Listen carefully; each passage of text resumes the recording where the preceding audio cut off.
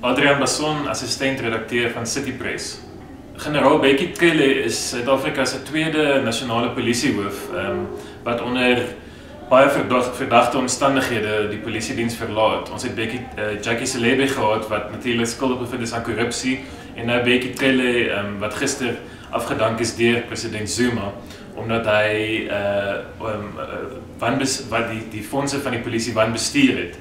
Die probleem met politieke aanstellings en belangrike staatsinstellings soos die polisie is dat as daar 'n uitval is tussen die president, soos in hierdie geval was tussen hom en Bekkie Cele, dan is die verhouding verbrokel en dan kan die polisiehoof nie voortgaan in sy werk nie. Dit was dieselfde gewees met Jackie Cele en Thabo Mbeki. Mbeki het vir Cele tot op die einde beskerm toe daar ongelooflike groot vrae van korrupsie rondom sy kop gehang het. En dis een van die skandvlekke op Mbeki se presidentsie. Nou met president Zuma, hy en Bekkie Cele was ook Cele was 'n loyalis gewees van Zuma. En hulle het 'n politieke uitval gehad wat natuurlik weer verband hou met Richard Mdluli, die intelligensiehoof se verslag oor die beweerde komplot teen Zuma om te verhoed dat hy as ANC-president herkies word in Desember. So dit maak dit regtig 'n groot probleem as die aanstelling polities is, eerder as iemand wat bekwame is om die instelling te lei, iemand met integriteit. Alle oë is nou president Jacob Zuma. Wie gaan hy aanstel in hierdie posisie?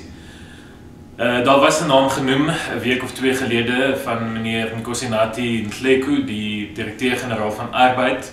Geen polisieervaring nie, van KwaZulu-Natal, iemand wat naby is aan die president weer eens. En ek weet nie of dit op hierdie stadium die regte tipe aanstelling is wat die polisie behoort te hê nie.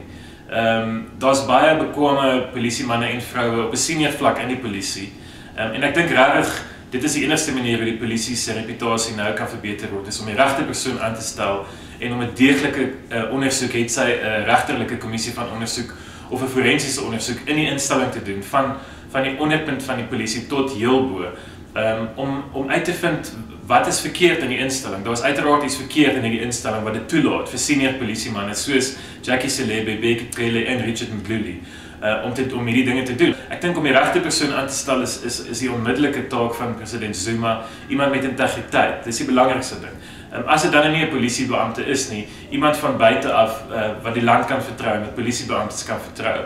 En tweedens 'n diepte ondersoek in die polisie om vas te stel wat maak dit moontlik vir al hierdie plundering om plaas te vind.